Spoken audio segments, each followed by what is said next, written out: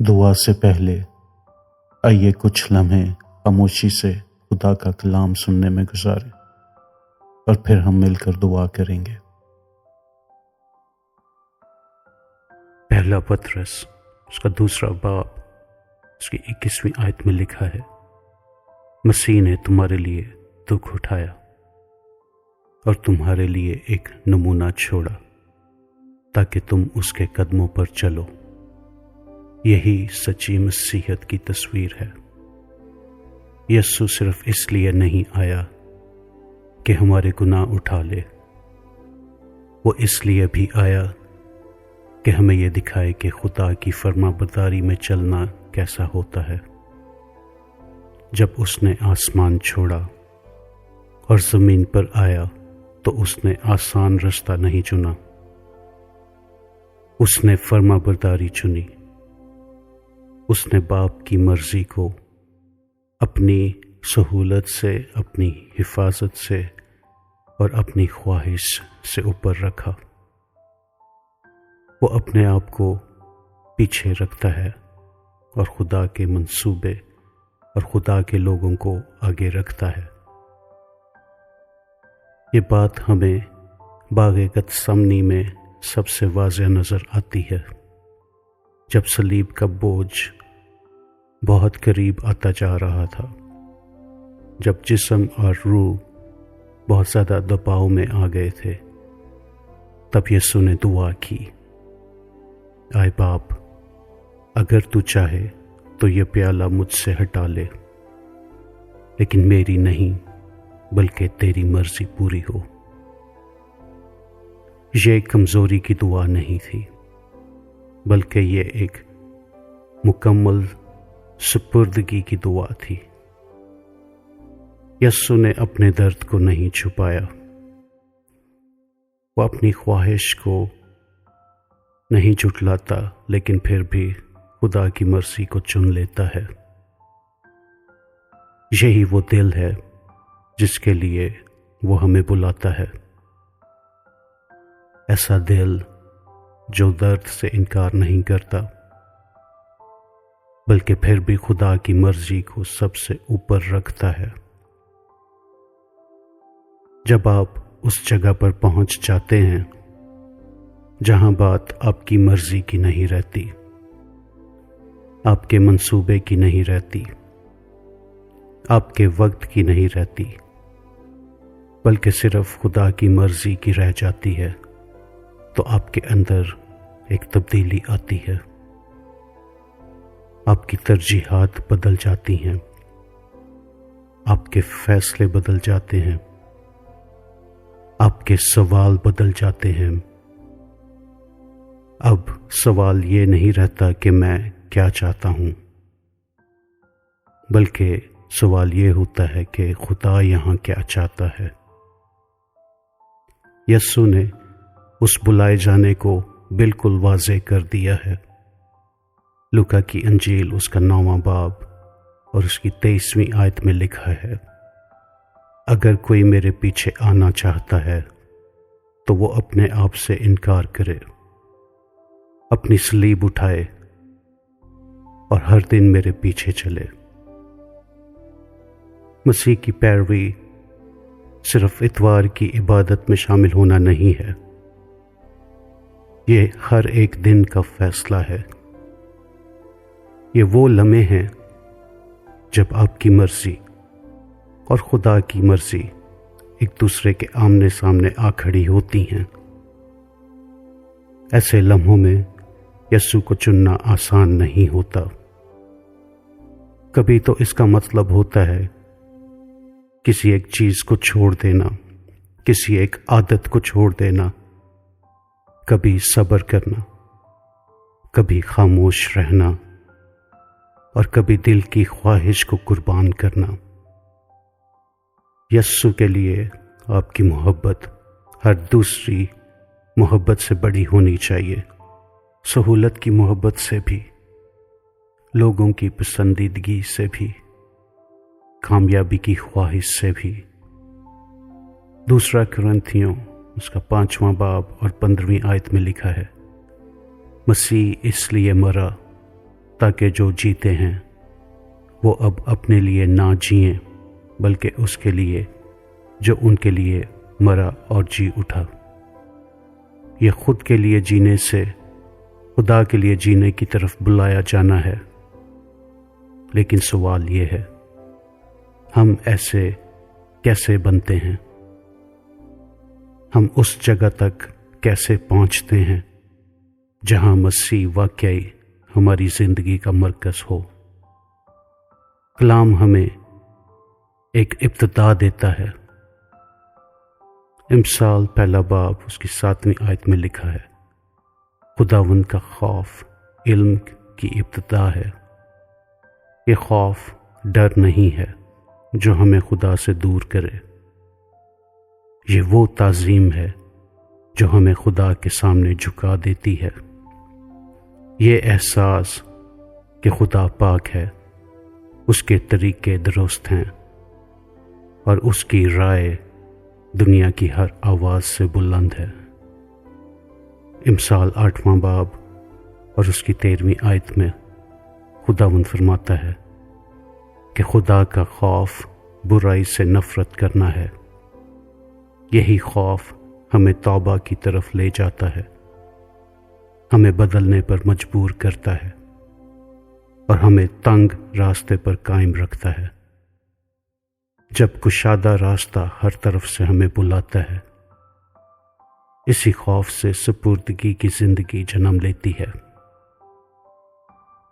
پالوس رسول کا رومیوں کو خط اس کا 12واں باب اور اس کی پہلی آیت میں لکھا ہے، اپنے بدنوں کو خدا کے حضور زندہ قربانی کے طور پر پیش کرو، یہی تمہاری روحانی عبادت ہے۔ ایک قربانی کنٹرول میں نہیں رہتی، وہ پیش کی جاتی ہے۔ اسی طرح ہماری زندگی خدا کی قربان گاہ پر رکھی جاتی ہے۔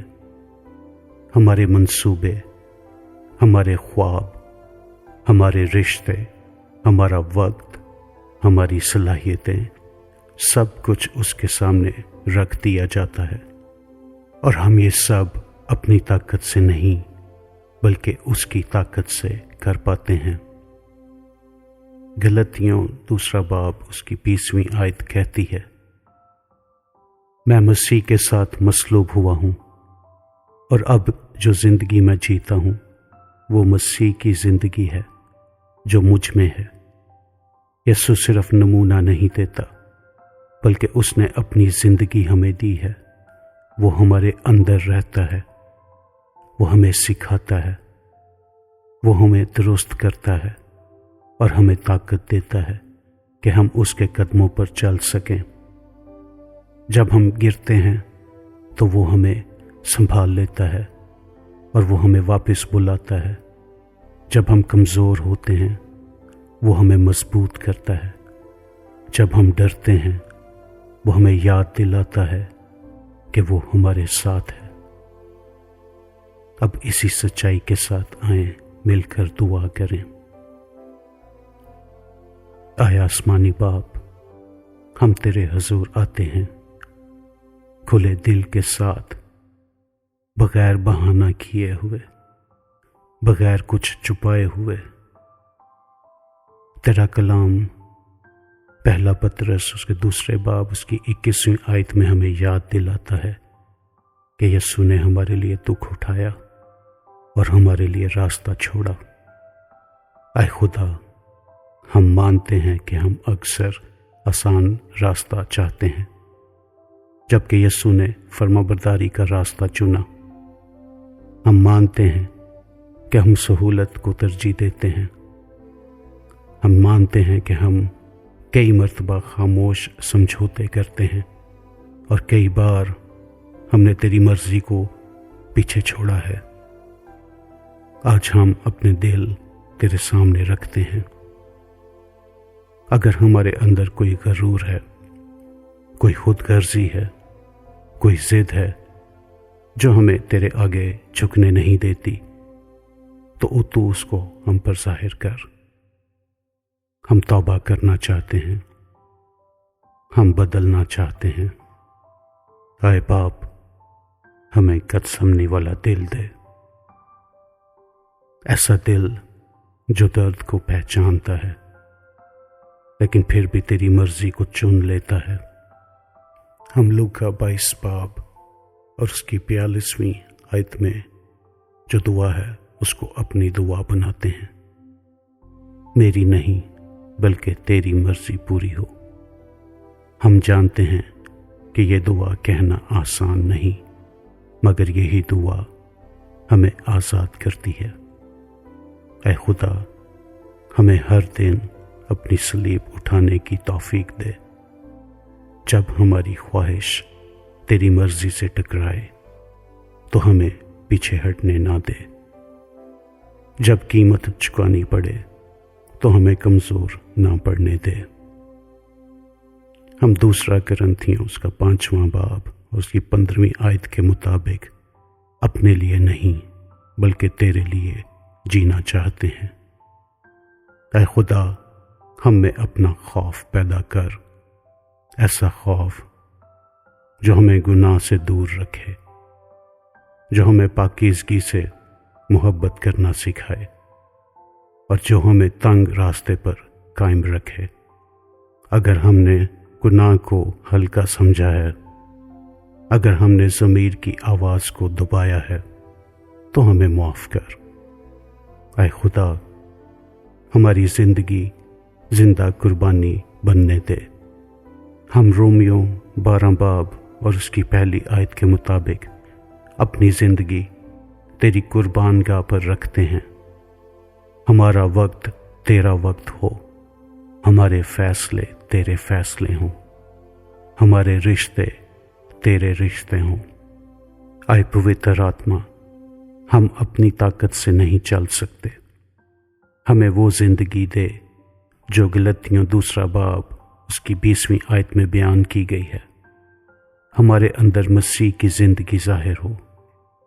جب ہم ٹھنڈے پڑ جائیں تو ہمیں پھر سے زندہ کر، جب ہم بھٹکنے لگیں تو ہمیں واپس بلا۔